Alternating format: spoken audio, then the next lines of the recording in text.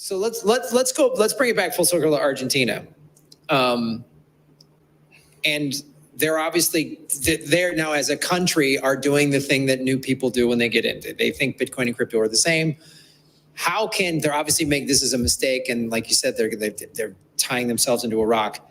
Can they pull out of this? Can they go, oh, wait, maybe we should change our policy to the one like El Salvador has, where they're all shitcoins are called securities? Do you think they could do that? Do you think Milei is smart enough to do that?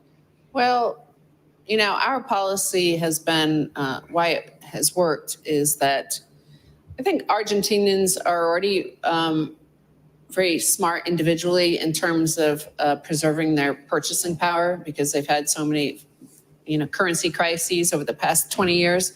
So when you go there, and we went there the last time right after the currency was devalued by 40%, like 2 months before we arrived. So we expected to arrive and have some sort of sense of economic crisis, but it was like totally chill.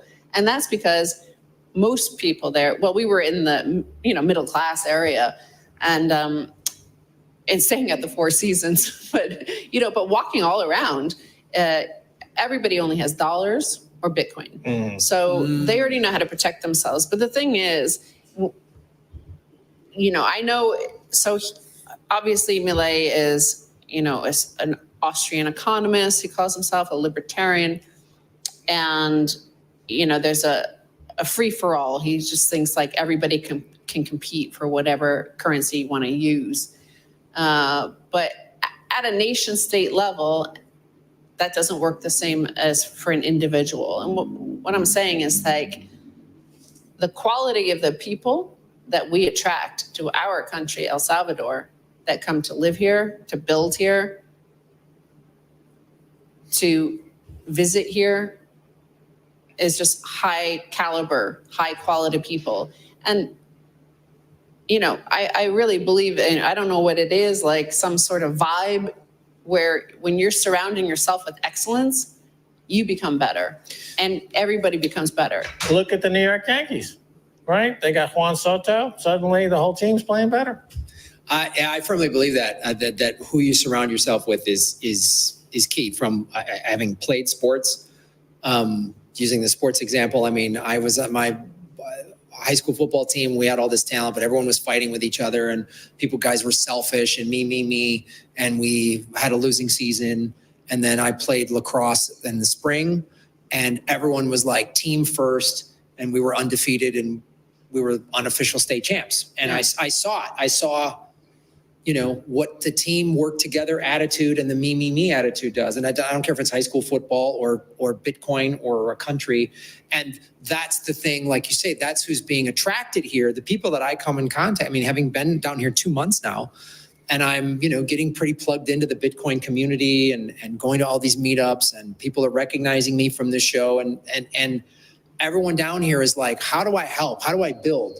They're not just down here like, I want to make a bunch of money and buy a Lamborghini. They're like, everyone's bringing their skill set, you know, like. Well, Milei has effectively said, open the door, said, if you want to scam, come scam. And that's, try it. And, you know, people are free to be scammed by you if they want to be.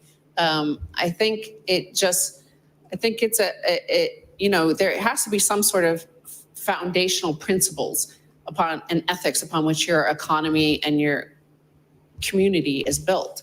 So I think if you're saying we're open to scams, if you want to try it, like it's a free market. If people want to buy your pre-mined token. Yeah, he's saying it's a free market and anything can be in currency, and let's see how this all works out. But that would be kind of repudiating the fact that we already went through that. We figured out that Bitcoin is perfect money. So he's not willing to accept the accepted truth, right? He wants to start it all over from scratch and say, nobody knows anything. And so his country's going to lose a decade. They're going to lose a decade or more. They might never, ever gain a foothold into Bitcoin the way it should be, because he himself doesn't understand Bitcoin, and therefore his country will suffer.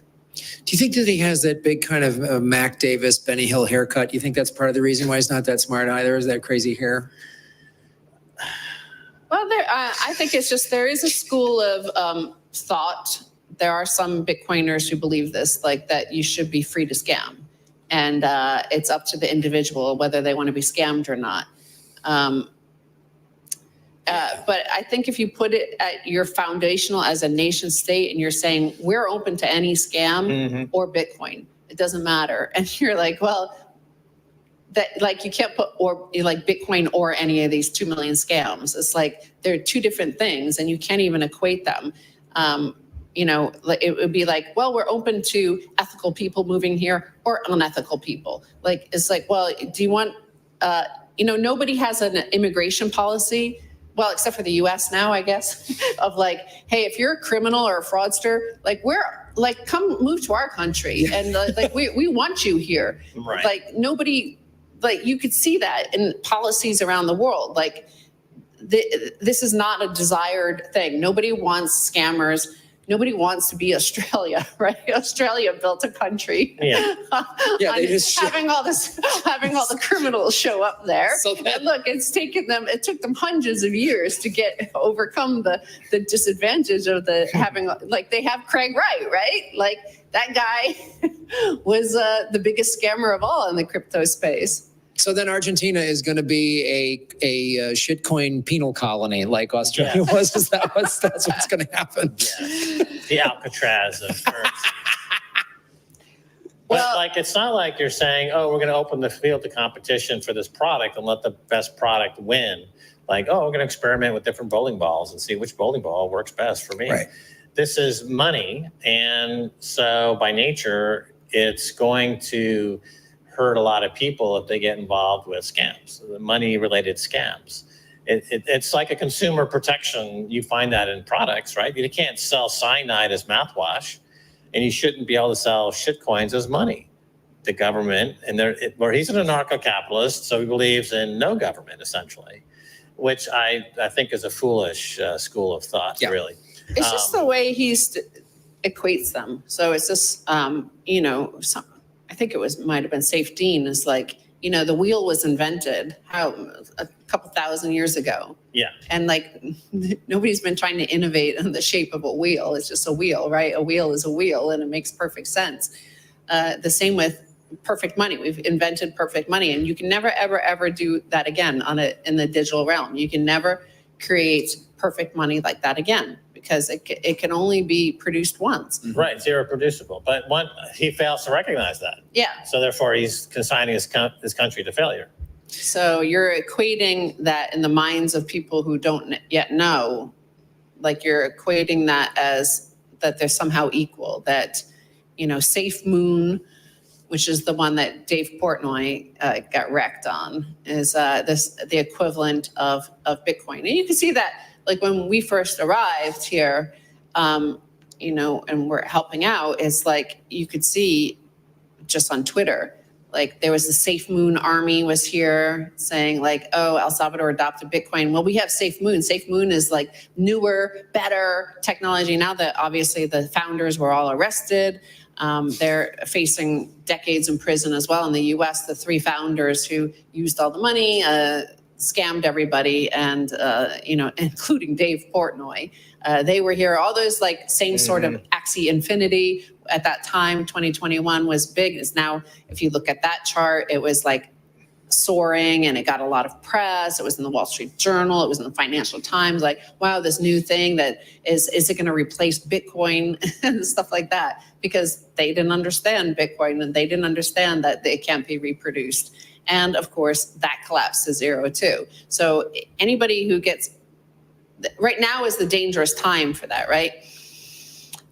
For a country like Argentina, because we're just entering the Bitcoin bull market. And when the Bitcoin bull market happens, all the frauds come riding its coattails, right? So you'll have a whole bunch of, I mean, it's hard to tell what this cycle will be like because right now it seems just to be these meme coins, and at least like it's more raw, just like casino stuff. It's like not even a roulette wheel, right? It's more like a slot machine, and some of it comes up lemons, some of it comes up cherries, and that's it. They're not seemingly trying to say we're going to revolutionize your economy and create all these jobs. So maybe this is the last cycle. Just these, like, this is the last dregs of the shitcoin market. There's only one left from the second epoch or third epoch, and that would be Bitcoin Cash and Roger Ver,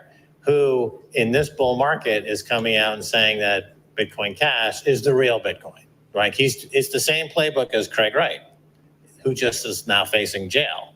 But Roger's like, that sounds good to me. I want to go down that path. And so like Bitcoin.com, for example, doesn't go to Bitcoin because it's a scam. And so, but I think he represents, I wrote about this for Bitcoin Magazine. I think he might be the last of the original 2012 to 2016 scammers that are still scamming the same scam. After that, we enter the Michael Saylor era and the BlackRock era. So I think he might be the very bitter end of that era of scammers. Yeah, it's curious to see, like, when Bitcoin goes on this big bull run, some of these shit coins are going to have runs as well. And that's when people get greedy and go, oh, this coin was at 15 cents and now it's 250 and I had 10,000 coins. I mean, I hope it doesn't happen as much. I hope it's like you say, Stacey, like it won't, because the Bitcoin hodlers are more and more and the Bitcoin maxis are becoming more and more. And I think what Milei is doing is actually he's going to help contribute. Like you said, he's probably setting that country back 10 years. He's helping contribute because Argentina will have some probably problem. I don't think, like I said, my perception of Argentinians themselves, having been there, is that they're very instinctual about preserving their wealth. And they've had a long history just through crap policies and mismanagement of their money. So we've been there and we've seen it for ourselves. Like we witnessed it firsthand.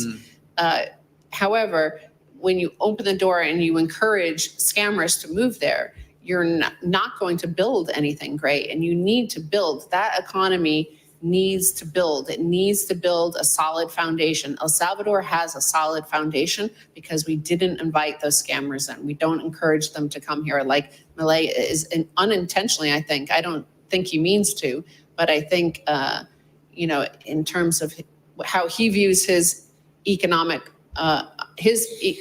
understanding as an individual, is on an individual basis. And I could see an individual saying, well, everybody's free to be scammed. If you want to get scammed, go be scammed. If you want to go to Las Vegas and play the slots, go play the slots. Who cares? But as soon as you become a head of state, you have to be a leader, right? Like you have to be like, well, is it really okay for the economy to get scammed?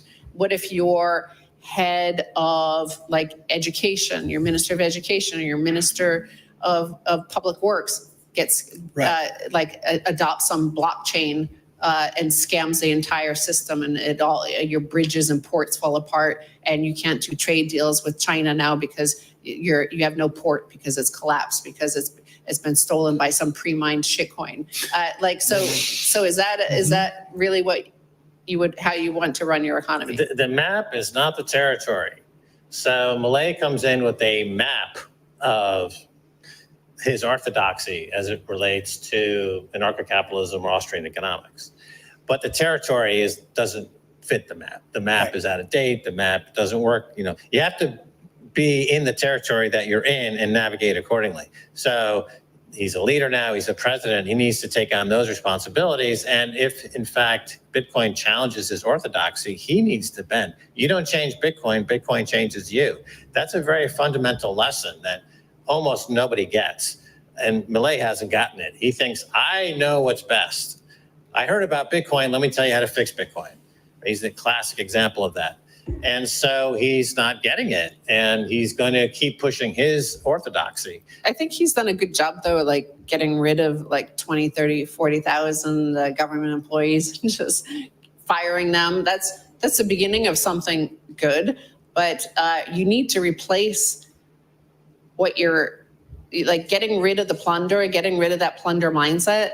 And remember, that is the part of the reason why they have an economy that kept getting messed up and a monetary system that kept collapsing, is the mindset of the population wanted money printing. The US is going to have the same exact thing. The mindset of the population is now totally on Biden bucks. They totally on write off our student debts, write off our medical debts, write off these debts, write off my housing debt, write off my credit card debts, write off all these debts. I demand it.